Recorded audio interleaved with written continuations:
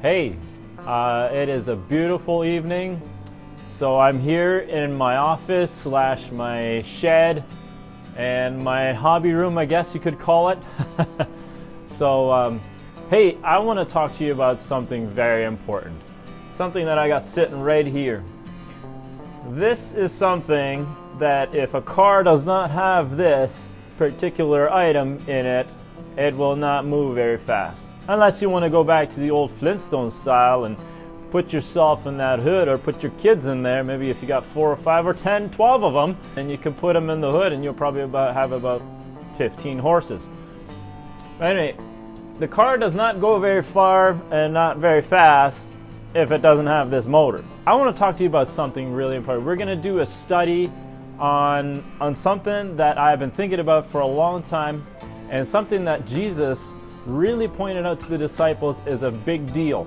This is a big deal, and I think maybe not intentionally, but this is something that has been kind of put back in the back burner and kind of forgotten about. And I think it's a really big deal, and I think we need to pay attention to what Jesus said in John 14 and 15. And Jesus was trying to tell the disciples a very important thing, and he tells them, he says that John 16 verse 7, he says, "But I tell you the truth." When Jesus says, "I tell you the truth," he says, "I tell you an everlasting truth." This is a truth that will last forever. And he says, "It is better for you that I go away. When I go away, I will send the helper to you." So Jesus says that it is important that I leave because then I will send someone else. And so this someone else is really important. And then a lot of times we focus on that one event that happened on Pentecost, and the Holy Spirit came down on fire and tongues of fire landed on the disciples that were on the upper room, and that's it. But through the whole Testament, Paul talks about it over and over, the importance of the Holy Spirit. And I'm going to start calling him Holy Spirit, not the Holy Spirit, but he is a person.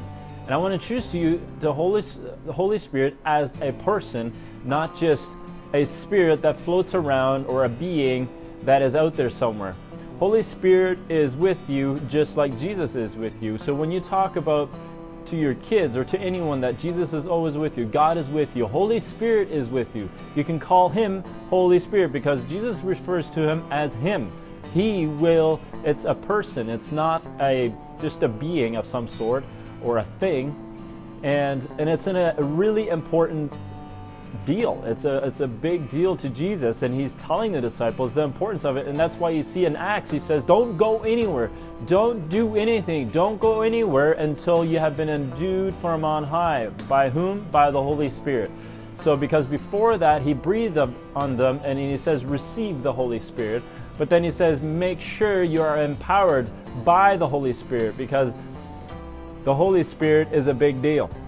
And so we're going to start a series on the Holy Spirit. We're doing the home groups, and we're going to do the studies on the home groups. So if you want to join the home group, we got one going on in Elmer area. We got one going on it's between Culloden and Tillsonburg and Stratfordville area.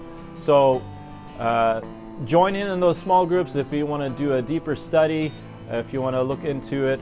So it's going to be great fun, and I think we really need to focus in on this of what the Bible has to say. So what we're going to do is going to go through the Bible and see what the Holy Spirit does and who he is. We need to know who he is, right?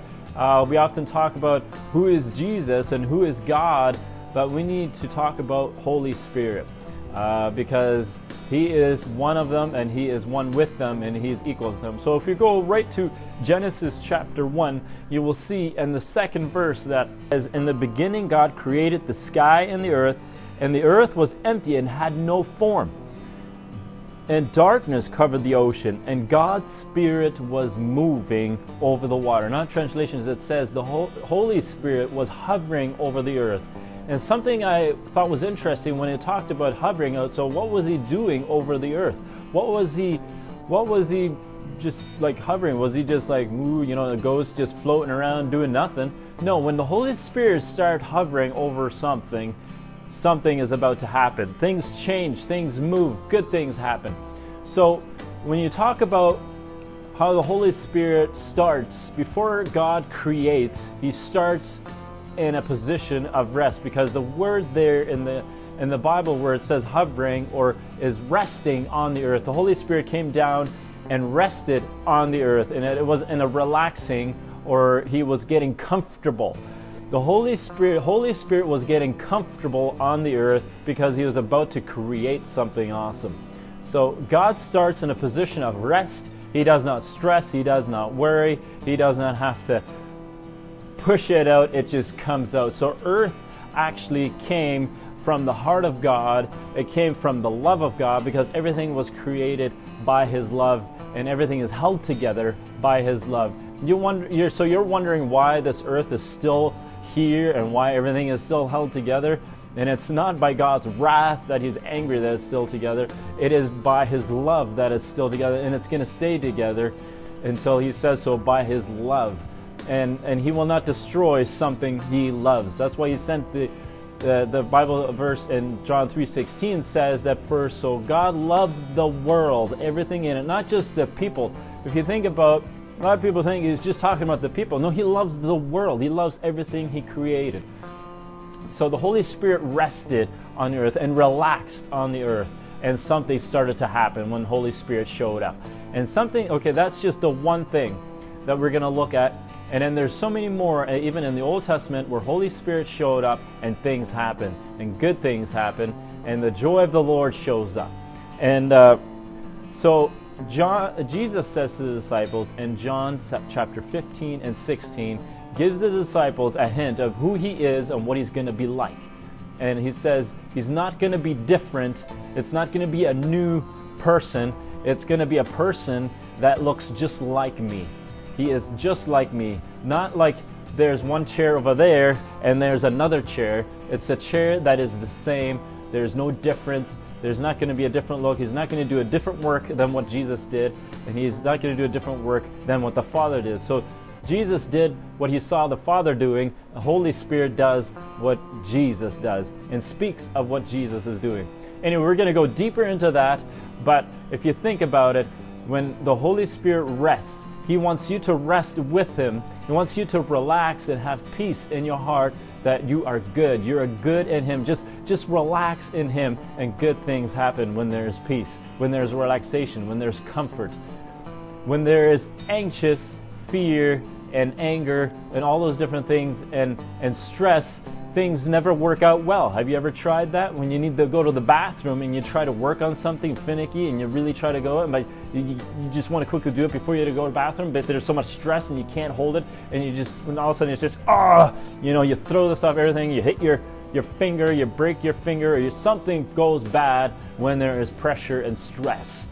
But when there's relaxation, good things happen and beautiful things get created. So that's how God starts, and that's how he lives. And that's how he wants us to live in him by his Spirit, with peace. That's why he says he did not give us a spirit of fear, but of comfort and joy and peace and of strength.